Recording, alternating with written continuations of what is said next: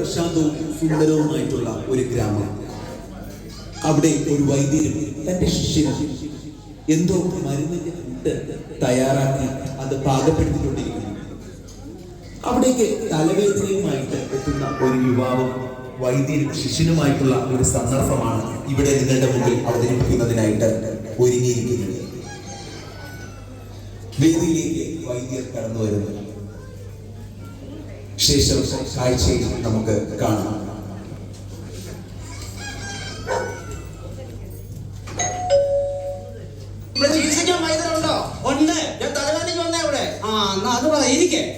എന്തുവാ പേര്? എന്റെ സജി കണ്ടം പേരു. എങ്ങനെയാ വന്നത്? ഞാൻ ഓട്ടോ വിളിച്ചു വന്നു. ഓട്ടോ വിളിച്ചാന്ന് എല്ലാവർക്കും തലവേദന വരുന്നേ. തലവേദന എങ്ങനെ വന്നു ഞാൻ ചോദിച്ചത്. അത് കുട്ടിക്കാലം മുതലേ ഉണ്ട്. കുട്ടിക്കാലത്ത് എവിടാ? കുട്ടിക്കാലം ഞാൻ പറഞ്ഞത് കച്ചാനം. കച്ചാനം വന്നോ? ആ കണ്ടം പേര്. എനിക്ക് ഭ്രാന്ത് വരും സത്യം പറഞ്ഞു. ഭ്രാന്തിനുള്ള ഗുളിക ഉണ്ടെന്ന് ഇവിടെ. എന്റെ വൈദ്യുതി എങ്ങനെ നിങ്ങൾ കളിപ്പാട്ടം ആക്കരുത് കേട്ടോ. കളിപ്പാട്ടത്തിൽ കാര്യം പറഞ്ഞിട്ടാ. ഇന്നലെ ടി വിയിലാ സിനിമ ഉണ്ടായി. അയ്യോ ഞാൻ കണ്ടതാ.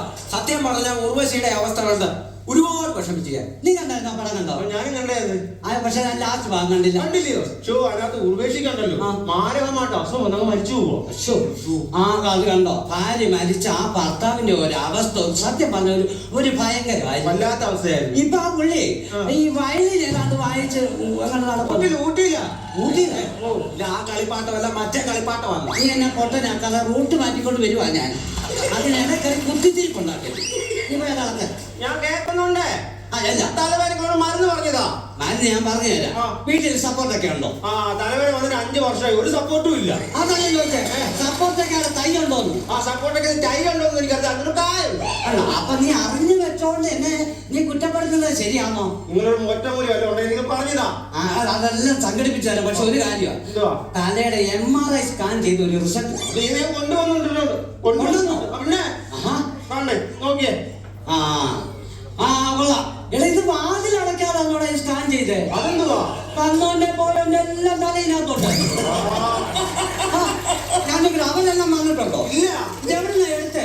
അടൂരിന്ന്. ഇത് അവിടെ കൊണ്ട് കൊടുത്തിട്ടേ നിന്റെ തല എവിടാന്ന് വെച്ചാൽ അവിടെ ശരിയിട്ടുണ്ടോ? എന്നാ എന്റെ തല കൊണ്ട് പോട്ടെ. മരുന്ന് പറഞ്ഞാ നിങ്ങള്? അല്ല പിന്നെ ഒരു മരുന്നുണ്ടായിരുന്നല്ലോ. ജയമോദക വെള്ളം. ജയമോദക വൈമോദകൊന്നല്ലയോ? എടാ മോദകൻ 2 എണ്ണം ഉണ്ട്. അവര് 2 പേരെ IMJ. ഈ മോദകം എന്ന് പറഞ്ഞാൽ ഞാൻ സുഖിയനാകുന്നു. അത് നേരത്തെ മതിയോ? അത് വേണ്ട. അപ്പൊ ജയമോദക വെള്ളം കുടിക്കണം. ആ മരുന്ന് തരണമെങ്കിൽ നീ 1000 രൂപ എനിക്ക് കഴിഞ്ഞിട്ട് തരണം. ഇല്ല വൈദ്യരെ, ആദ്യം മരുന്ന് തരണം. ഞാൻ പൈസ എടുത്തില്ല. ഈ മരുന്നിന്റെ ഒരു വകുപ്പ് അതുകൊണ്ടാ പറയുന്നത്. ഇല്ല, ആദ്യം മരുന്ന് താ. നിങ്ങള് ഒരു കാര്യം ചെയ്യ്.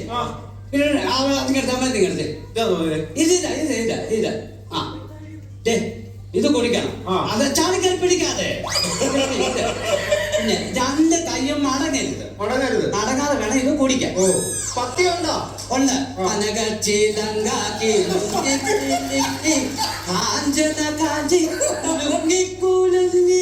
മതിയോടാ. ഞാൻ പത്യം പഠിക്കാൻ വന്നേയാണോ?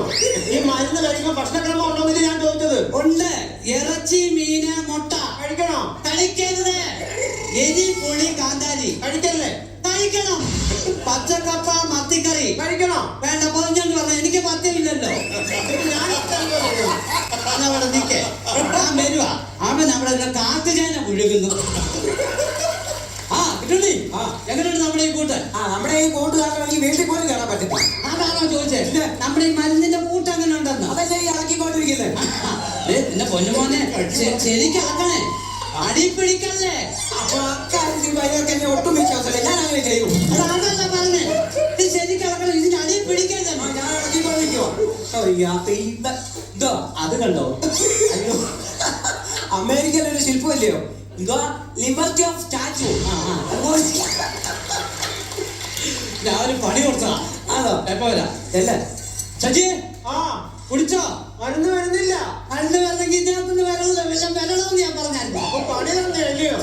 എന്നൊക്കെ മനസ്സിലായി. പക്ഷെ എനിക്കൊരു സംശയമുണ്ട്. എന്തോ? ഈ മരുന്നൊക്കെ കഴിച്ചു കഴിഞ്ഞാൽ എനിക്ക് പിടിക്കുമെന്നുള്ളത്. പലപ്പോഴും ഞാൻ മരുന്ന് കഴിച്ചു, ശരീരത്തിൽ പിടിക്കുന്നില്ല. ഈ നാളിന്റെ വല്ല പ്രശ്നമാണോ? നാളിന്റെ വരില്ലേ കിട്ടുള്ളൂ? നാളിന്റെ വരും. ഞാനൊരു കാര്യം ചോദിക്കട്ടെ? നിന്റെ എന്താ പൂരാതെ വായില്ല?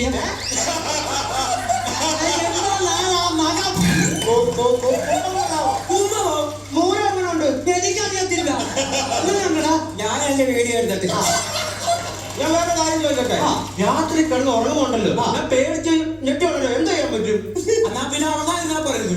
എടാ അങ്ങനെ സംസാരിക്കരുത്. പിന്നെന്തോ? എടാ നീ ഒരു 20 രൂപ മുടക്കണം. ആ. മുടക്കുമ്പോ നിനക്ക് ഞാനൊരു ചരട് ചേർത്ത് അങ്ങോട്ട് കെട്ടിത്തരും. ഓ. എന്റെ പേടി അങ്ങ് മാറും. അപ്പൊ എനിക്ക് 20 രൂപ പേടിയേ ഉള്ളോ? ആര് പറഞ്ഞു? 10,000 രൂപ പേടി കിടക്കുക.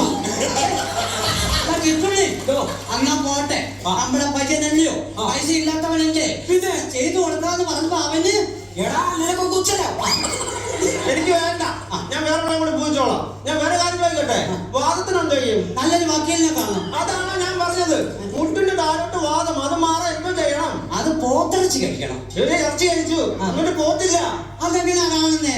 ആ പോത്തിന്റെ ഇറച്ചിയല്ലേ നീ കഴിച്ചേ, പിന്നെ പോത്തില്ല. ഒന്നാമത്തെ കാര്യം നല്ല പത്രം വീട്ടിൽ പോകുന്ന ആളില്ല. എടാ വീട്ടിൽ ആളില്ല, നിന്റെ പെണ്ണുപിള്ള എത്തി. എന്റെ പൊന്ന് വൈദ്യരെ, ആ. ഒരു കുന്നുംപുറത്താണ് എന്റെ വീട്. ഞാനാണോ വെച്ചേ? അല്ല പഞ്ചായത്തിൽ തന്നതാ. നേരം വെളുക്കുമ്പോണ്ടല്ലോ ആ. ഇവിടെ വെള്ളം ഒഴിച്ച് കൊന്നിട്ട് താഴോട്ട് ഒറ്റ പോക്ക. പെണ്ണുപിള്ളയുടെ പേരെന്തുവാ? എങ്ങാ പിന്നെ അത് കുന്നിന്റെ പുറത്ത് നിൽക്കുവോ? വല്ല തങ്കമേ വിട്ടായിരുന്നെങ്കിൽ അവളെവിടെയെങ്കിലും തന്നെ പിന്നല്ലയോ?